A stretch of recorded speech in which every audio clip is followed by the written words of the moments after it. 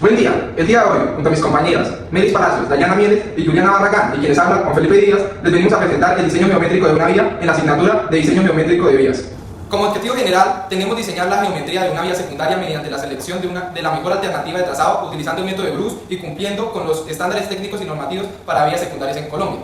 Como primer objetivo específico tenemos elaborar 2 líneas de ceros preliminares para el trazado de vías secundarias, evaluando la viabilidad de cada una en función de criterios topográficos, económicos e impacto ambiental. Nuestro segundo objetivo específico sería seleccionar la línea de ceros más adecuada, optimizando el trazado en función de la reducción de costos y adaptabilidad del terreno.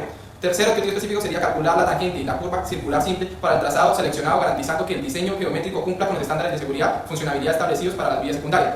Según James Cárdenas, el diseño de vías secundarias desempeña un papel crucial en conectar áreas rurales y urbanas, prometiendo el acceso de movilidad y desarrollo socioeconómico de la región. Este es nuestro plano topográfico, el cual nos muestra un terreno, el cual es montañoso porque tiene sus curvas de nivel bastante pronunciadas. Nuestra ruta pasará por los siguientes puntos: A, J, G, H y E. Para este proyecto, según nuestro terreno, el cual fue montañoso, se puede utilizar una velocidad mínima de 40 km por hora y máxima de 70. Nuestro proyecto escogimos una velocidad de 40 km por hora utilizando el manual de vías. Nuestras pendientes longitudinales predominan, se encuentran entre el 6% y 8%. Ahora empezaremos con la etapa del diseño de nuestra vía. Como primer paso tenemos el diseño preliminar o diseño de línea de ceros o línea de pendientes. La línea de pendientes es aquella línea que, pasando por los puntos obligados del proyecto, conserva no solamente la pendiente uniforme especificada, y que ésta debe coincidir con el eje de carretera. Esto no se aceptaría cortes ni rellenos, es una línea que, al ir al ras del terreno natural, sigue la línea de este, convirtiéndose en una línea de mínimo movimiento de tierra. Por lo tanto, cualquier eje vial del diseño que trate de seguirla lo más cerca posible será un eje económico desde este punto de vista. Aquí mostramos las 2 líneas de ceros de nuestras 2 rutas, las cuales realizamos. Estas tienen una pendiente aproximadamente de 6 a 8%, ya que el manual de diseño de vías dice que para terreno montañoso son esas pendientes las cuales debemos utilizar. ¿Qué vamos a hacer con esta línea de ceros? Aplicaremos un método. El método de evaluación el cual utilizaremos para la ruta será el método de Bruce. Según el diseño geométrico de vías de James, existen diversos métodos de evaluación de rutas y trazados alternos, con los cuales se podrán hacer la mejor selección. Dentro de este está enumerado anteriormente el método de Bruce, en el cual se aplica concepto de longitud vertical, la cual compara cada una de las rutas de trazado alterno, sus longitudes, sus desniveles y sus pendientes, tomando en cuenta únicamente el aumento de longitud correspondiente al esfuerzo de tracción en las pendientes. Para el método de Bruce tenemos nuestras 2 rutas. Entonces, ¿cómo realizaremos el método de Bruce? Lo que corresponde hacer es evaluar cada uno de los tramos. En la ruta 1 tenemos un total de 7 tramos, mientras que en la ruta 2 tenemos un total de 9 tramos. Entonces, lo que haremos es que, por ejemplo, en la ruta 1, la cual tenemos del tramo 1 al tramo 2, mediremos la cota de inicio, la cota de final, determinaremos la longitud y así sacaremos el valor de la pendiente. Eso lo haremos con las 2 rutas. Para un mayor análisis de estos datos realizaremos la siguiente tabla. Lo que les dije con el plano anterior, tenemos cota de inicio, cota de fin, determinamos la longitud la cual existe entre estas 2 cotas y sacamos la pendiente. El porcentaje es muy importante, el porcentaje de pendiente, ya que el método de Bruce evaluará cuál es la pendiente máxima, porque así se evalúa el esfuerzo que se tiene que realizar. Entonces, para sacar la pendiente lo que corresponde hacer es que restamos cota de fin con cota de inicio, lo dividimos por la longitud y lo multiplicaremos por 100, todo esto para hallar el porcentaje, teniendo en cuenta que las pendientes descendentes serán negativas y las pendientes de manera ascendente serán positivas. Todo esto es importante para hallar el valor de Y y el valor de Y en las pendientes de ida y el valor de Y en las pendientes de vuelta. Aquí, por ejemplo, en la ruta 1 podemos determinar que la mayor pendiente que tenemos es de 5,356 y la menor pendiente que tenemos es de menos 5,356. Tenemos que en longitud tenemos una distancia de ida de 4.090,4 metros y una distancia de vuelta de 3.460 metros. Lo mismo realizamos con la ruta 2, que podemos ver que en la anterior eran 7 tramos y en esta son 9 tramos. Realizamos lo mismo y tenemos una X de ida de 4.975,8 metros y una de vuelta de 4.975,8 metros.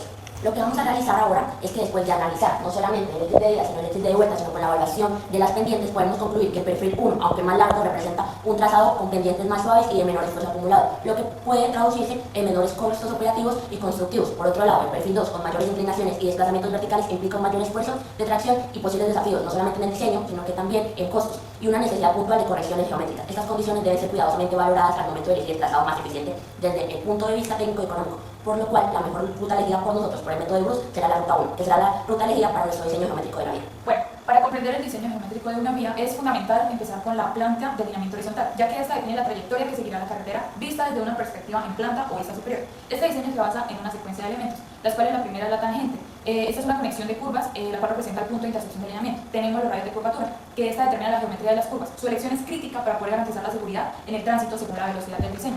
Tenemos las pendientes, las cuales se debe mantener una pendiente mínima en las calzadas para poder asegurar un adecuado drenaje de aguas, además de permitir un manejo efectivo de la fuerza centrífuga en las curvas.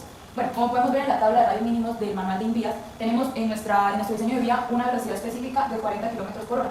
El peralte máximo permitido es de 6%. En nuestro diseño de vía tenemos un peralte de 4%, lo cual aplica y funciona. Tenemos en el radio mínimo calculado según la velocidad, tenemos un radio redondeado de 43. Como podemos ver en los elementos de curva, este valor cumple ya que nuestros radios son superiores al 43.4. Este plano representa el diseño de alineamiento horizontal de la vía, el cual nos muestra la proyección de la carretera sobre el terreno integrando curvas y tangentes. Como podemos evidenciar, tenemos las curvas de nivel. Esta está representada por líneas cerradas o abiertas, ya pues como se ve con cotas numéricas. Tenemos la línea verde, que es una línea continua que marca el centro del trazado de la carretera. Tenemos estos numeritos que se llaman estacados, los cuales nos indican la distancia acumulada desde el inicio del proyecto. Tenemos las rayas azules, las cuales marcan los cortes del terreno. Estos son para poder obtener perfiles y poder calcular volúmenes de corte y relleno. Tenemos la corona. La corona de una vía es el espacio que comprende desde el borde exterior hasta el otro borde. Tenemos después el peralte, que esta es la inclinación transversal que se da de una calzada en las curvas. El peralte y su transición evita que los vehículos derrapen y pierdan estabilidad. En este plano podemos ver que la transición del peralte inicia unos metros antes del PC y termina unos metros después del PT. El peralte inicia entre el PC y termina en el PT. Ahora tenemos otra parte fundamental para el diseño geométrico de nuestra vía, que es la sección transversal, la cual consiste en el corte perpendicular al eje de la vía, en el cual se representan gráficamente los diferentes elementos de perfil del terreno natural y de la estructura de la vía proyectada, como lo son la calzada, las cunetas, las bermas, taludes de corte o relleno de plataforma. Acá tenemos las secciones transversales. Bueno, como línea negra encontramos el terreno natural de nuestro trabajo. Las zonas con cuadros, esto nos indica los terraplenes o también el corte. Las líneas rojas o verdes, esto nos indica las calzadas proyectadas. También encontramos las pendientes transversales visibles como inclinaciones de la calzada. Estas muestran si hay bombeo o peralte. También el eje de la vía, ubicado en el centro, dando para ambos lados la misma distancia, es ubicado en el centro gráfico desde el punto 0 del eje X. La estación 0 más 0,50 o 0 más 200, esta línea roja está simétricamente como caída de ambos lados. Aquí se ve el bombeo, esto indica pendiente transversal desde el eje. Ahora tenemos la estación 0 más 300 y 0 más 350, que lo que representan es que podemos ver que solamente tiene una inclinación en uno de los lados, lo cual indica que hay un peralte aplicado, es decir, pendiente transversal unilateral de ambos. Cuando se diseña el perfil longitudinal de una vía, se trata de lograr que los volúmenes de corte y de terraplén sean aproximadamente iguales con una ligera ventaja de cortes. Esto se realiza con la finalidad de lograr que el material extraído de los cortes sirva para conformar los terraplenes. El material excedente corresponde a los volúmenes que se supone que no sirven para rellenos, como por ejemplo la capa vegetal. En esta forma no hay necesidad de realizar cortes diferentes para tener materiales para los terraplenes. Curvas verticales de perfil. Una curva vertical es aquel elemento del perfil que permite el enlace de dos tangentes verticales consecutivas, tal que a lo largo de su longitud se efectúa el cambio gradual de la pendiente de la tangente de entrada a la pendiente de la tangente de salida, de tal forma que facilita la operación vehicular segura y sostenible. Se ha comprobado que la curva que más se ajusta a las condiciones es la parábola de eje vertical. En la siguiente tabla se presentan los datos correspondientes a las curvas del perfil expresados en metros. Adicionalmente, se incluyeron los radios que fueron empleados en el diseño geométrico. Estos valores permiten visualizar y analizar la configuración del perfil, asegurando que se cumplan los criterios de diseño para garantizar una circulación segura y eficiente. Perfil longitudinal. Cuando se diseña un perfil longitudinal de una vía, se trata de lograr que los volúmenes de corte y terraplén sean aproximadamente iguales con una ligera ventaja de los cortes. Esto se realiza con la finalidad de lograr que el material extravado de los cortes sirva para conformar los terraplenes. El material excedente corresponde a los volúmenes que se supone que no nos van a servir para los rellenos, como por ejemplo la capa vegetal. En esta forma no hay necesidad de realizar unos cortes diferentes para poder obtener material para los terraplenes.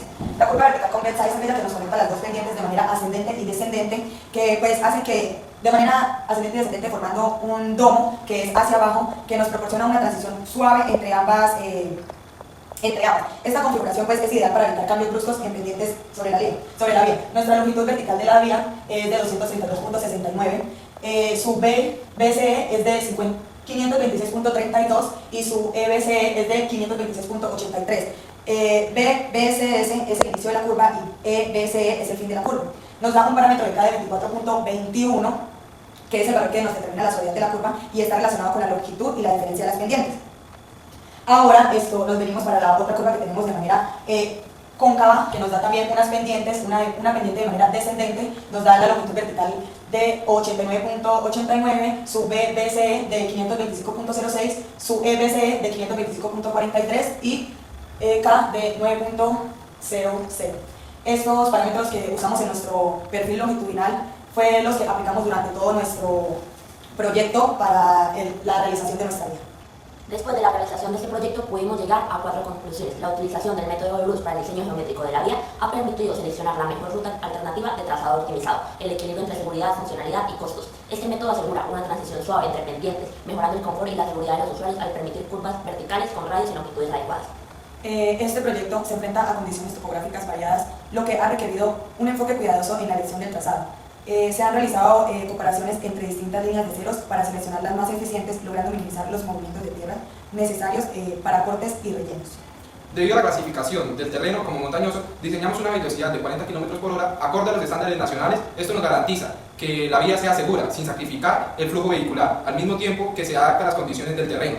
Como última conclusión, se ha logrado un balance adecuado en el diseño de pendientes y alineaciones, resultando en una vía más segura y confortable. Las curvas verticales y horizontales han sido calculadas para permitir una conducción fluida, reduciendo el riesgo de accidentes causados por cambios bruscos en el trayecto.